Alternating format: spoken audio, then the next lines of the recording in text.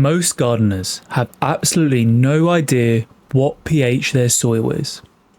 Do you? If your answer was no, you're not alone. Many rookie gardeners have absolutely no idea what pH their soil is and how it can be affecting their plants. And that one number can actually determine whether your plants can eat or not. This testing kit contains a powder which changes colour in seconds and can instantly tell you what pH your soil is.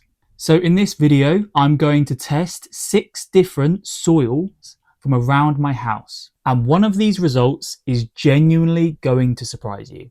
So welcome back to the Garden Lab. My name's Liam and I've got a degree in biochemistry. On this channel, I aim to run experiments that gardeners actually need. Today, my focus is going to be on soil pH. Here is why it's crucial to know the pH around your garden. It can literally be the difference between life and death of your plants. pH, this runs between 0 and 14. So if you have a pH of 7, this means it's a neutral pH, whilst anything below 7 would be considered to be acidic, whilst anything above 7 would be considered to be alkaline. Now, what does that actually mean? Well, our plants tend to prefer pHs between 7 and 6. So that is generally considered to be the optimal range. And this would mean that our plants prefer the soil itself to be slightly acidic. Here's the thing. So if your pH is off, this can mean that certain nutrients are locked off to the plant itself. You might think, okay, how is that possible? Well, it's the chemistry behind gardening, and that's what I want to focus on this channel. If these nutrients are chemically locked up, well, how can we get our plant to be able to access them? Because at that stage, it doesn't matter how much water you add, your plant is essentially going to be starving with a full plate because it can't access these nutrients at certain pHs. And I think what's shocking about this is a lot of gardeners don't even bother testing the pH of their soil.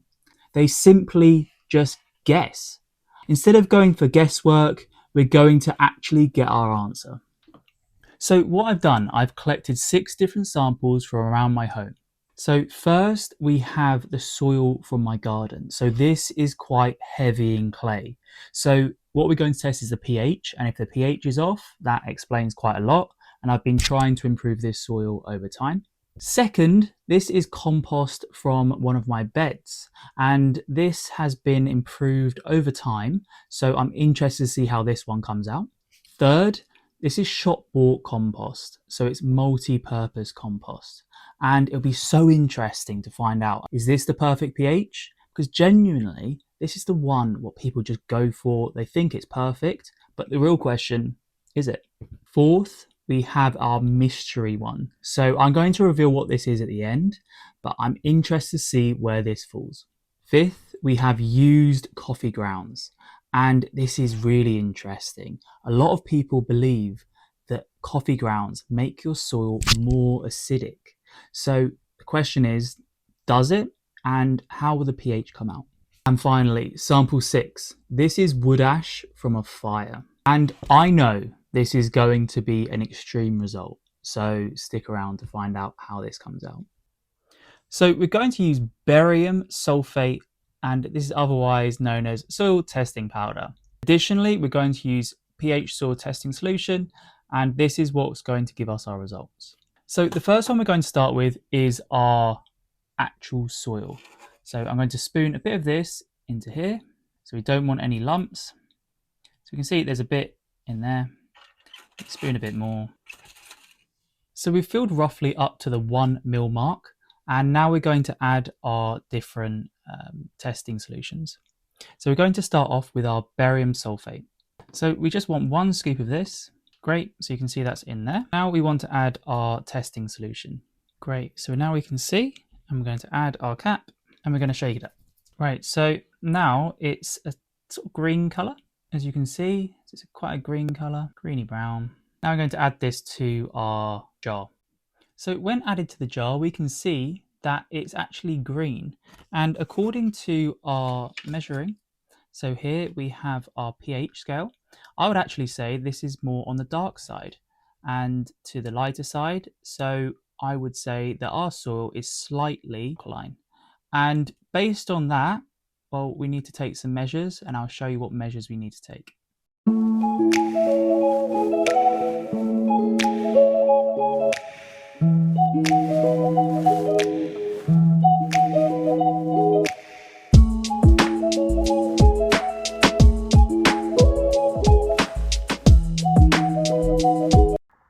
Now here's the results.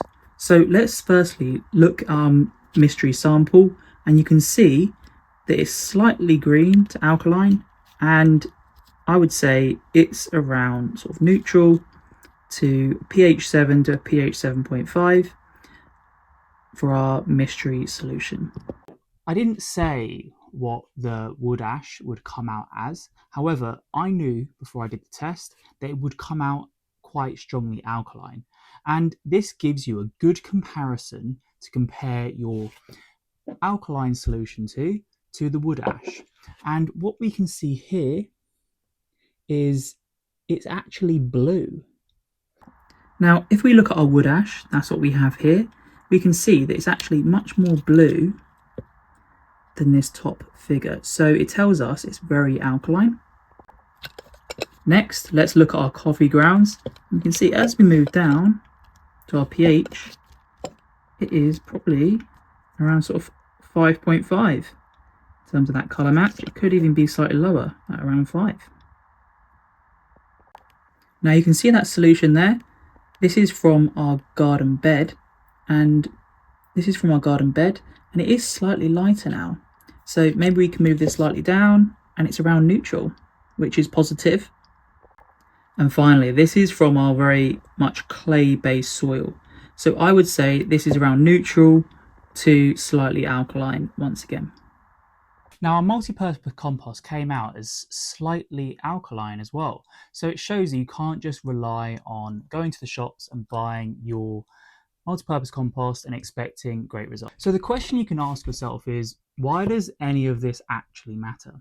Because pH isn't just this random number that I'm generating and is on a chart. It's actually the gatekeeper of many nutrients. So it's important that we know what our pH of our soil is to get great results. And what I want to explain to you is what happens chemically. At low pH, acidic soil, aluminium and manganese become more soluble. And in high concentrations, they become toxic to roots. Meanwhile, phosphorus becomes less available because it binds to iron and aluminium. So at a high alkaline soil, the opposite problem occurs. Iron, manganese, zinc and copper, they all become less available. And some of the symptoms of this is stunted growth, as well as leaves begin to turn yellow. And the crucial bit behind this is you add fertilizer, but this doesn't seem to change anything. Because the truth is, the nutrients are already there. They're just not available. They're locked up. The plant can't get to them. So talking about the sweet spot, that's when we're looking at 6 to 6.8 pH. This is generally the accepted level where the plants can access all the nutrients they require. So it's a good sweet spot. So that's the window that you want in most cases. Now looking at our mystery sample, this was actually from a houseplant that I've been trying to work on, and it's been really struggling. And as we saw, it came out at a neutral to slightly acidic pH. So this could be one of the issues the houseplant has been facing as it's been struggling to grow. So that's definitely something I'm going to look into, and it's something that I want you to remember. So if you've got a houseplant that's been slowly declining for months, perhaps check the pH of the soil. It could be that simple. Now, I just don't want to bring you more problems. I also want to look to bring you solutions to these issues. So let's start with acidic soil. So if your soil is too acidic, what generally gardeners look to add is lime or garden lime. If it's too alkaline, gardeners generally look to add sulfur. And both are cheap solutions and both can generally be found at a garden centre. But I can't stress this enough. You have to test first, especially with lime. It's very easy to add these things, but it's extremely difficult once added to take it away. So you must test first. And this is another tip. If you're in an area with hard water, maybe try watering your plants and house plants with rainwater.